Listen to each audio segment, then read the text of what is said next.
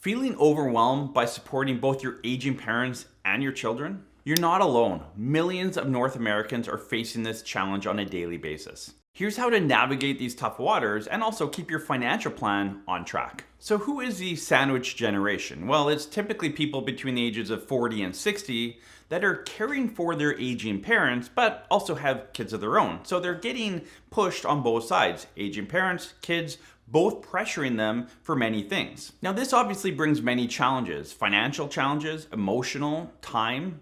There's a lot of struggles that this sandwich generation is facing, and I want to go through in this video what can help you walk through this process if you're struggling with this. If you're not already subscribed to the channel, hit the subscribe button. We release 2 brand new videos every single week around tax, retirement, and estate planning for Canadians. According to a recent survey, about 2 million of you, 2 million Canadians, that's a big number, are currently supporting both aging parents and kids. Now, that's obviously a huge financial challenge because in and amongst that, you're trying to also take care of yourself financially and save for your retirement. And this is why I truly believe, and based on talking to a lot of you, many of you struggle to save for retirement, to retirement when you want to, because you've had this outside pressure from both ends of the coin. For many of you, you're forced to take care of your aging parents. Maybe it's a financial thing where they can't afford to go into a care home. Maybe it's a personal thing or an emotional thing where you don't want them to go into a care home and you want to help them out. You want to take time. But of course, that takes you away from your job. There's a cost to doing that. There's a time commitment. And for a lot of you going through this, you can agree that it's a huge emotional commitment as well. So while you're tending to your aging parents and maybe taking time off work and not having an income, you also have kids on the other end that need to go through post-secondary. They're starting to get in the housing market. And as we know, Canada and across the world, housing prices have gone through the roof. So if you're in the Vancouver, Greater Toronto area, you know that a single detached home now is north of $2 million. Even a small little condo can be $500,000. How do you get your kids into that? So that's where a lot of the sandwich generation is feeling that pinch. Is I'm committing some of my time and efforts to my parents who took care of me forever, and I want to make sure they have, end of life is very good, but I also have kids that I need to take care of. And what this is doing is bumping your retirement age. It's meaning you're getting to retirement with not as much money as you thought. It's also changing your career later in life. There's a lot of people that retire early, not because they want to or can, it's because they're forced to take care of both ends of the generation, both their parents and their children. So while we're fighting to figure out how do we pay for long-term care, we're also figuring out how do we pay for post-secondary education. And that financial pull is a very big stressor, and it leads to a lot of divorces. And that's why I say, if you're married or common law, you need to be in this together. And a lot of the times it's one parent or one person in the household taking the time off and really stretching themselves on both ends of the coin. So really understand, if that's not you, if that's your spouse or partner in the situation, make sure you have those open conversations with them, because you might see what's going on the outside, but emotionally they might be drained. And this is a very big part of it. It's emotional draining. The sandwich generation not only is getting hit financially, but in my opinion, even more than that, they're getting hit emotionally. There's an emotional toll to take care of those around you, especially those people that you love, your parents and your kids. That's a huge emotional toll. So make sure that those people are doing okay. And if you know those people in your life, they may be a family member, a friend, a neighbor, a old coworker, reach out to them, see how they're doing, because they're probably struggling a bit financially, but more so emotionally. They need that support. So again, this channel is all about helping people get to retirement, and emotionally is a big part of getting to retirement, right? The emotional, psychological piece is a huge piece to retirement. So make sure you support those around you. For a lot of you sandwich generational people, you're also faced with time management. You can't afford to not be working, yet you still have to care for your aging parents, and you still have kids knocking on your door for food, for post-secondary education. I need a new car, I need a car fix. There's many bills to be paid. So time management's a huge issue too. So I'll recommend a few strategies for that here in a minute, but if you're struggling with time management, see how you can alleviate some of that. Talk to your adult kids, right? Kids from 18 onward, they should be able to step in. We've had some things here happen in our house where my 11-year-old daughter is stepping up, and things we never thought she'd be able to do, she wants to do, and she's helping out, and she's relieving a lot of that stress and pressure from my wife and I on just daily things we need to do. So we're getting our kids to kind of step up and help out more in a short period of time. And it's made a drastic difference. So what can you do on time management on your side? You're probably taking on more than you actually need to. What can you ship off to maybe your kids, a spouse, a neighbor, a friend? There's other people in your life, hopefully, that you can lean on just for even some of the small things. A tip for all of you watching this that maybe aren't quite in that situation, but you can see it coming. You know, your kids are getting a little bit older, they're getting to the teenage years, your parents are getting older, they haven't hit that need yet, but you can see it's probably coming. My recommendation for you is as you build out and review your financial plan, make sure you have a budget for this. What happens if? What happens if I have to take time off to take care of my aging parents? What happens if they need to go to a care home? Can they afford it? Are we going to have to supplement it? How are we getting our kids through post-secondary education? Are we going to help them, or are they paying their own way?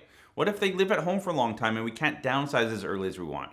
These are conversations you need to have with your financial planner to make sure that, hey, if I do fall into this sandwich generation where I'm getting pressured from both ends, I've thought ahead, I've planned. I know what this looks like both financially, which will help you both emotionally and financially with your time management. If you can plan ahead and create a scenario, again, an alternate scenario, part of your financial planning of, I'm going to take care of my parents, make sure my kids are okay, and not be stressed out in the meantime like I would be otherwise. So a few tips for you as you go through this, or maybe as you plan to go through this down the road, is first off, have that open conversation with your parents and with your kids. They're smart enough to understand that this is going to be a lot of stress for you. So as your parents get older, have that conversation with them around, do you want to stay in your home? Are you okay going to care facility? Do you want us to take care of you? Like, what would you guys like? And see if it's a realistic option.